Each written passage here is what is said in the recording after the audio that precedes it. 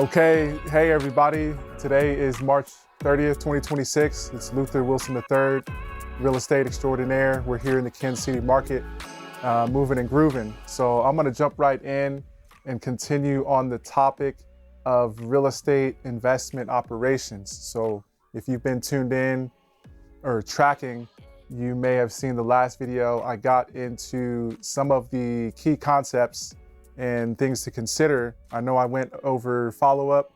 I talked about on-site management, or perhaps being on-site as part of the management process, okay?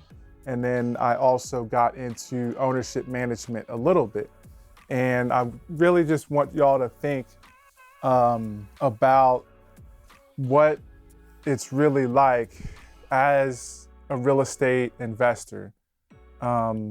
I know I mentioned that when I think of real estate investment operations, I think of the movement and the management of the business, because there's a number of aspects and there's a lot of moving parts when you really, take a bird's eye view, if you will, and look at, what it means to place capital, renovate properties, manage properties. You got the funding and the financing, of course, and then the list goes on. So in today's message, I really wanted to get a little more dialed in on some of the different aspects for real estate investment operations, okay? Because a lot of investors out there, if you're watching this video, you either are currently investing, you want to invest, or maybe you're serving investors in some capacity, and maybe someday you want to get your hands in there and do a fix and flip, or maybe own some rentals, right? That's what most people think of. And so if you're going to take those things on, these are the things that you're going to have to be mindful of.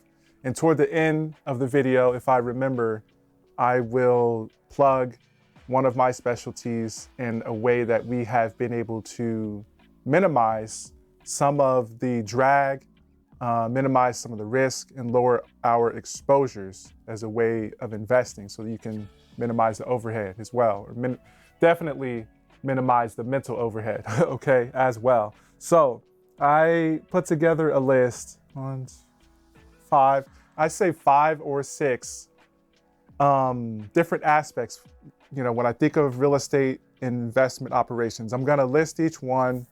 And really, again, I just want y'all to think about this stuff, because so many investors, so many of my clients and customers, they get into it and they think it's gonna be a certain way, and it's completely different than what the reality is. So part of my purpose, part of what I feel called to do, is to shed some light on it and help more people understand what real estate investing is really all about, okay?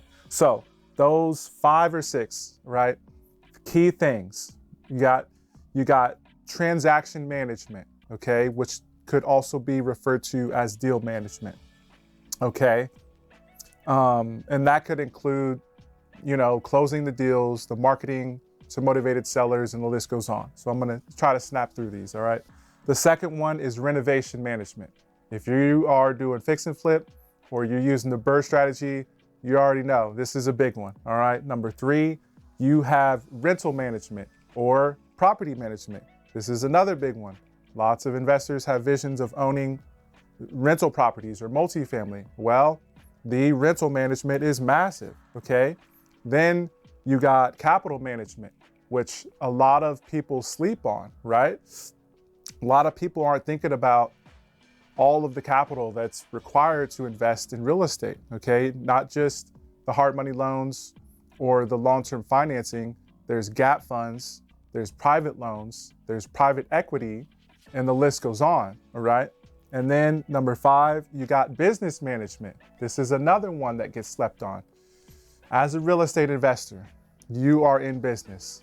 More often than not, there's gonna be some type of entity that you are using, whether it's an LLC or some type of corporation, or maybe it's some type of some type of entity.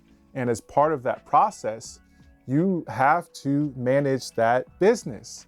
there's documentation and stuff that needs to be filed every year, along with the taxes, along with the accounting and so forth. You get it?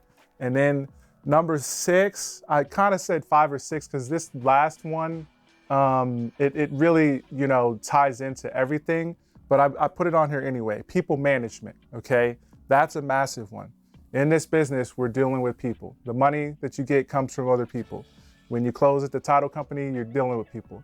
When you have to contact the appraisal company or the inspector, you're dealing with people. You get the idea, okay? And another key point that I want to make, right? When you think about all 5 of these, let me run through them real quick. You got transaction management, you got renovation management, you got rental management, you got capital management, okay? You got business management and the people management. I would say all of those, with the exception of maybe number 6, depending on how you look at it, all 5 of those or 6 of them could be businesses by themselves. There are real estate professionals or service providers or business owners who specialize in one of those 5, okay? Or perhaps 1 or 2 of those 5. So you have to think about it. Like this is a whole business. It's a whole operation, okay? And with all of the moving parts, right? You gotta understand that it's gonna take multiple hands on deck. This is another reason why I'm a huge proponent of partnerships, whether it's a full-on partnership where you have at least one person that owns that entity with you, or perhaps it's a strategic partnership, right? Where you have your go-to lender or your go-to real estate agent, or you have a property manager if you're doing third party, right? And then you have brand management, right? Or brand partnerships rather. So that's part of the people management. And again, I really want more investors to think about this stuff because, I've really emphasized the capital aspect over the last couple years for a number of reasons. One big one is because it's where I needed the most help and the most assistance. And it's where focusing on that made the biggest impact on me growing my portfolio and doing more deals. So for you may be coming into the mix where you are bringing something else to the table, okay? You may have capital access already.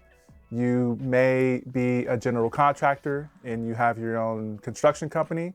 So then you have to figure out like, okay, which of these aspects am I going to need to get a better handle on?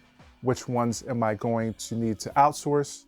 Which ones can I do in-house, right? Because, all of these, I don't know if it would make sense necessarily, maybe some point in the future to do all of them in-house, but it's gonna be very tricky. So you really have to decide, okay?